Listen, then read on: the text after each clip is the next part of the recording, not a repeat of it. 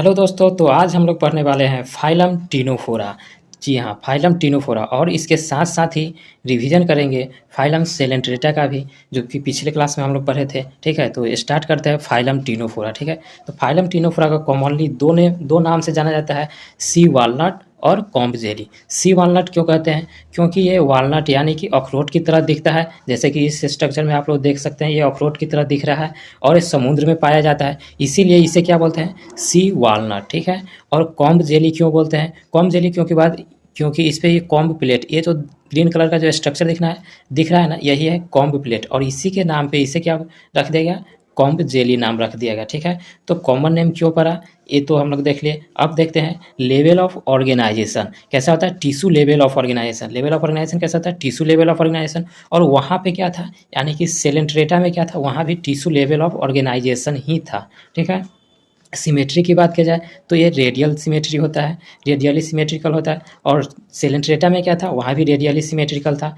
तो इस तरह से हम लोग पीछे का भी याद करते जाएंगे। ठीक है, यानी कि रिवीजन करते जाएंगे। और दोनों में काफ़ी सारे कैरेक्टर्स जो है ना, सो कॉमन होता है। ठीक है, तो लेवल ऑफ ऑर्गेनाइजेशन जैसे कि दोनों में टिश्यू लेवल ही है। सिमेट्री की बात की जाए, दोनों में सिमेट्री कैसा है? रेडियल सिमेट्री है। जर्म लेयर की बात की जाए तो यहाँ भी डिप्लोब्लास्टिक है, वहाँ भी, यानी कि सेलेंट्रेटा में भी क्या था? डिप्लोब्लास्टिक ही है। तो डिप्लोब्लास्टिक की क्या होता है, यानी कि बाहर, यानी इसमें दो ही जर्म लेयर होता है, इक्टोडर्म एंड इंडोडर्म। बीच का जो मीजोडर्म है वो ऑब्सेंट होता है, उसके जगह पे क्या होता है? मीजोगिलिया होता है। अगर आप लोगों के ये सब level of organisation, symmetry, germ layer, coelom, अगर ये सब में प्रॉब्लम है तो हम लोग ऑलरेडी पढ़ा रखे हैं।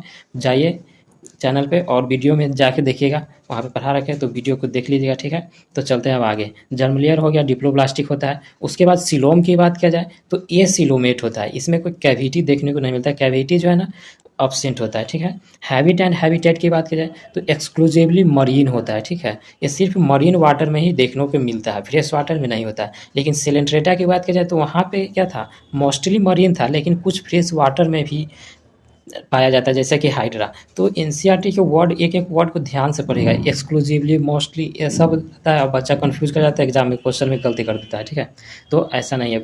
एक्सक्लूसिवली यानी कि सिर्फ मरीन वाटर में ही पाया जाएगा, मोस्टली यानी कि ज़्यादातर। ठीक है, तो ये कैसा होता है? टिनोफोरा का है एक्सक्लूसिवली मरीन होता है, लेकिन सेलेंट्रेटा क्या था? मोस्टली मरीन था। ठीक है, अब आगे देखते हैं। आगे क्या है? Digestive system. डाइजेस्टिव सिस्टम क्या है? इनकम्प्लीट है। और ये डाइजेशन होता कैसा है? पहले तो एक्स्ट्रा सेलुलर होता है, यानी कि सेल के बाहर में डाइजेशन होगा, फिर इंट्रा सेलुलर डाइजेशन होता है।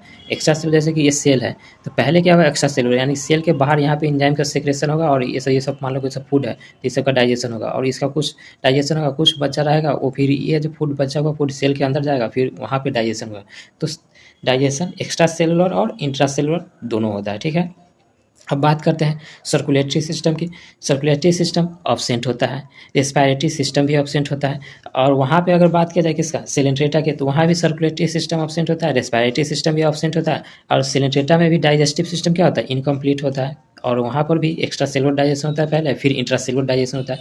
तो ये सब कैरेक्टर्स काफ़ी कॉमन है। ठीक है, काफ़ी कैरेक्टर्स सेम होता है, तो दोनों को, एक को याद रखेंगे दूसरे याद रखेगा, और कुछ कैरेक्टर्स जो डिफरेंट, एक दूसरे में डिफर होता है, डिफरेंट रहता है, उसको बस याद रखेंगे तो याद हो जाएगा इजीली। ठीक है, अब देखते हैं रिप्रोडक्शन। रिप्रोडक्शन यहाँ पे क्या होता है? ओनली सेक्सुअल रिप्रोडक्शन होता है। ठीक है, लेकिन सेलेंट्रेटा में क्या था? असेक्सुअल एंड सेक्सुअल दोनों रिप्रोडक्शन होता था, लेकिन यहाँ पे सिर्फ सेक्सुअल रिप्रोडक्शन है। ठीक है, तो टिनोफोरा की बात करें तो यहाँ पे सिर्फ सेक्सुअल रिप्रोडक्शन है।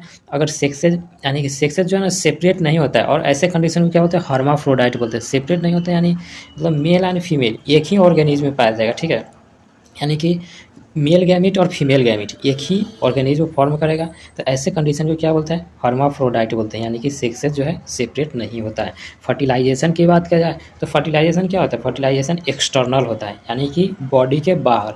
एक्सटर्नल फर्टिलाइजेशन के लिए क्या चाहिए होता है? मीडियम। तो मीडियम क्या होगा? ये तो सब मरीन है, यानी कि एक्वेटिक है, वाटर में रहने वाला है, तो मीडियम क्या हो जाएगा? वाटर हो जाएगा। एक्सटर्नल फर्टिलाइजेशन के लिए क्या हो जाएगा? वाटर। ठीक है, अब देखा जाए डेवलपमेंट की बात करें तो डेवलपमेंट कैसा होता है, इनडायरेक्ट डेवलपमेंट होता है। इनडायरेक्ट डेवलपमेंट की बात करें मतलब पहले लार्वल स्टेज पे देखने को मिलता है, लार्वा होगा फिर लार्वा कन्वर्ट हो जाएगा एडल्ट में, ठीक है। इनडायरेक्ट डेवलपमेंट होता है। तो रिप्रोडक्शन में कुछ चीज़ें बात है जो याद रखना क्या कि ये ओनली सेक्सुअल रिप्रोडक्शन ये शो करता है, हर्माफ्रोडाइट होता है, फर्टिलाइजेशन कैसा होता है एक्सटर्नल होता है, और इनडायरेक्ट डेवलपमेंट होता है। तो ये 4 बातें रिप्रोडक्शन में याद रखनी है, ठीक है। अब देखते हैं यूनिक फीचर।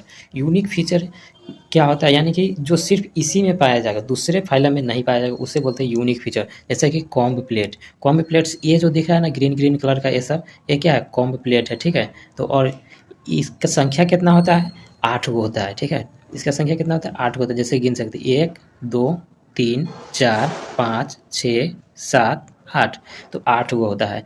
और इस पे क्या होता है, सिलिया पाया जाता है, इस पे जो है छोटे छोटे सिलिया पाया जाता है, और वो क्या करता है, लोकोमोशन में हेल्प करता है। किसमें हेल्प करता है, लोकोमोशन में हेल्प करता है। किसमें, लोकोमोशन में हेल्प करता है।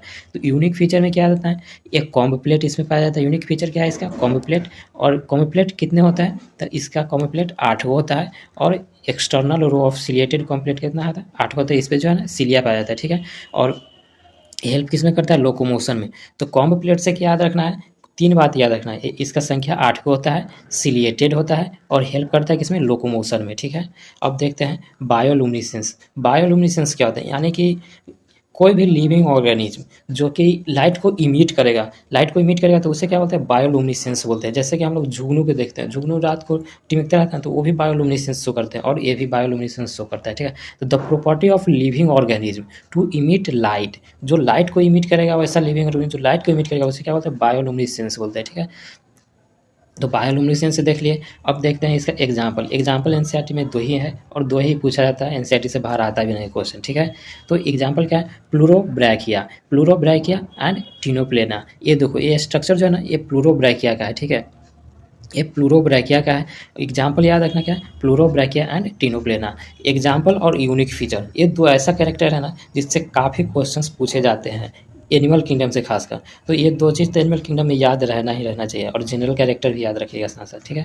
तो ये चीज़ें याद रखना है। और कॉम्बिप्लेट अगर देखना चाहेंगे आप लोग, ओरिजिनल स्ट्रक्चर देखिए, ये इसका ओरिजिनल स्ट्रक्चर है, ठीक है, रियल स्ट्रक्चर। तो ये जो है ना, ये जो ऊपर के उठा हुआ स्ट्रक्चर था यही कॉम्बिप्लेट है, और इसी पे सिलिया पाया जाता है, ठीक है।